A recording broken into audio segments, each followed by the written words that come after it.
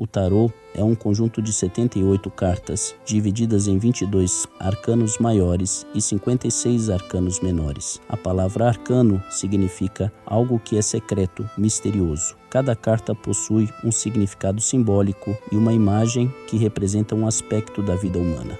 O tarô pode ser usado para prever o futuro, orientar decisões, revelar aspectos ocultos da personalidade e da situação, ou simplesmente para meditar e refletir. Mas de onde vem o tarô? Essa é uma pergunta que não tem uma resposta definitiva, pois existem várias teorias e hipóteses sobre a origem e a evolução do tarô. Vamos ver algumas das mais conhecidas e aceitas pelos estudiosos. Uma das teorias mais antigas e populares é a de que o tarô teria surgido no Antigo Egito, como um sistema de símbolos e imagens usadas para ensinar os princípios da sabedoria e da espiritualidade. Segundo essa teoria, as cartas do tarô seriam o único livro sobrevivente do grande incêndio que queimou a Biblioteca de Alexandria, no Antigo Egito. As cartas seriam as chaves hieroglíficas da vida, que foram preservadas e transmitidas pelos iniciados nos mistérios egípcios. Essa teoria foi defendida por alguns autores e ocultistas, que afirmavam que o tarô era um remanescente da antiga religião egípcia, que teria sido a fonte de todas as outras religiões e filosofias do mundo, que continha os mistérios da criação, da vida e da morte, e que era usado pelos sacerdotes e pelos faraós para se comunicar com os deuses. Segundo fontes não oficiais, outro defensor dessa teoria foi o Conde de Saint-Germain, um personagem enigmático e misterioso que dizia ser imortal e possuir conhecimentos secretos sobre a história e a alquimia. Ele afirmou que o tarô era um código que revelava os segredos da natureza e da magia e que ele próprio teria sido um dos iniciados nos mistérios egípcios. Ele também disse que o tarô era uma ferramenta para a transformação espiritual, que permitia ao consulente entrar em contato com o seu eu superior e com o plano divino.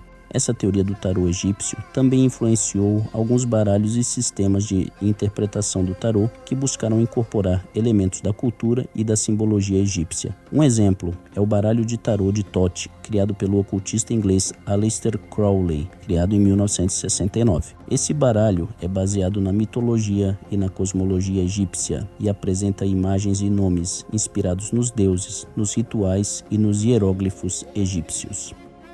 Esse baralho também é considerado um dos mais complexos e profundos do tarô, pois contém referências a diversas correntes esotéricas, como a cabala, a astrologia, a numerologia e a geometria sagrada.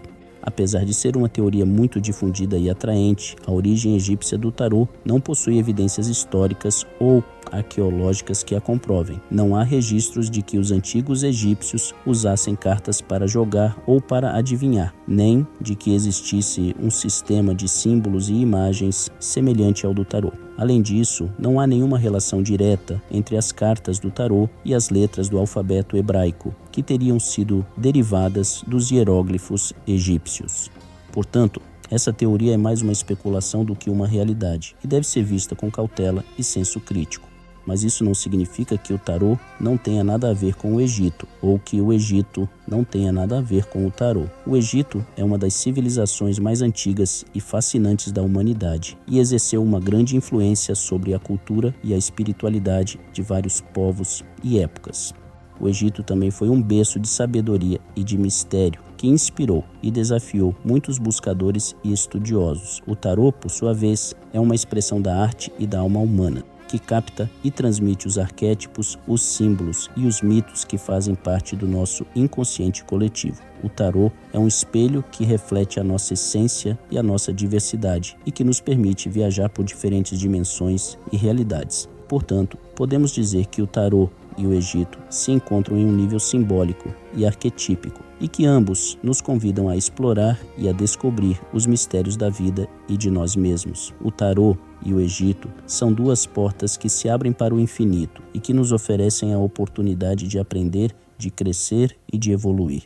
Outra teoria é a de que o tarô teria sido criado na Índia e trazido para a Europa pelos ciganos. Essa teoria se baseia na semelhança entre as cartas do tarô e as cartas indianas, chamadas de ganjifa, que eram usadas para jogos e para adivinhação. As cartas indianas também possuíam 4 naipes e 22 cartas especiais, que poderiam ser os ancestrais dos arcanos maiores.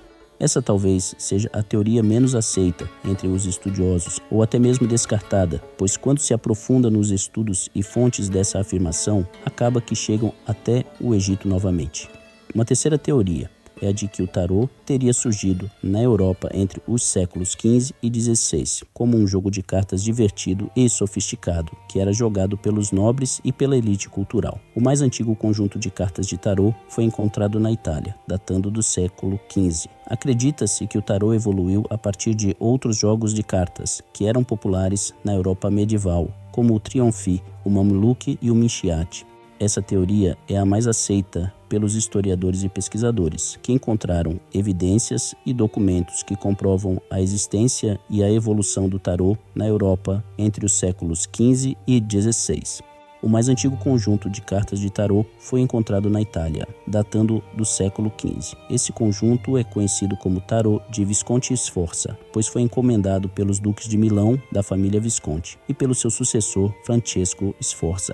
As cartas foram pintadas à mão por artistas renomados, como Bonifácio Bembo e Andrea Mantegna, e apresentam imagens de personagens históricos, mitológicos e alegóricos, além de elementos da cultura e da religião cristã. As cartas são consideradas obras de arte e estão preservadas em museus e coleções particulares. Vale ressaltar a importância contínua do famoso tarô de Marsella na história dos jogos de cartas e da adivinhação. Além de suas origens intrigantes no norte da Itália, no século XV, o tarô de Marsella desempenhou um papel significativo na preservação e disseminação das práticas esotéricas ao longo dos séculos. Seus desenhos medievais, possivelmente influenciados pelo vitral gótico, carregam uma rica simbologia que tem cativado a imaginação e a espiritualidade de gerações. Os arcanos do tarô de Marsella contam histórias simbólicas e representam uma variedade de arquétipos, proporcionando uma ferramenta versátil para adivinhação, introspecção e exploração espiritual.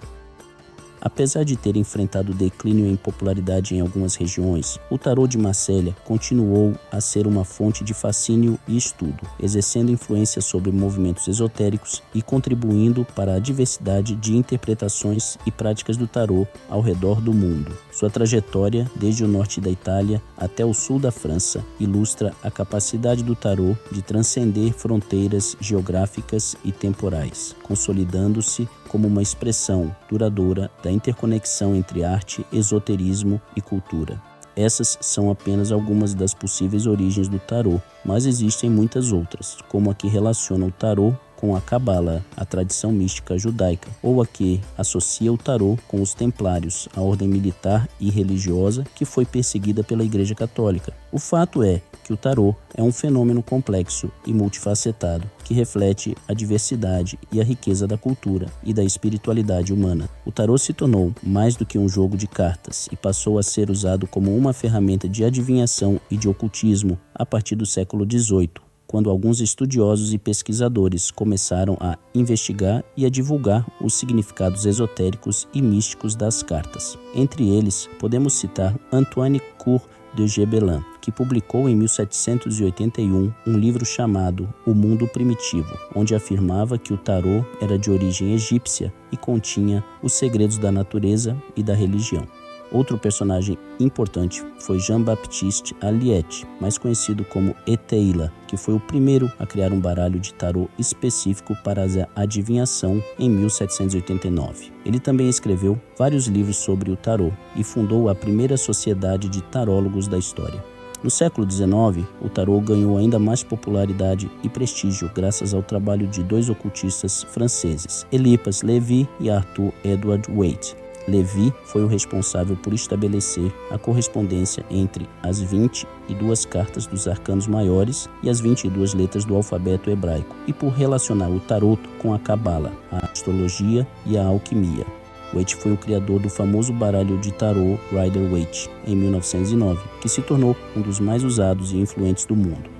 Ele também foi membro da Ordem Hermética da Aurora Dourada, uma sociedade secreta que estudava e praticava o tarô e outras formas de magia e esoterismo. No século XX, o tarô se expandiu e se diversificou, dando origem a inúmeros baralhos e sistemas de interpretação. O tarô também foi estudado e usado por psicólogos, como Carl Jung, que viu nas cartas do tarô a expressão dos arquétipos, as imagens primordiais que habitam o inconsciente coletivo da humanidade.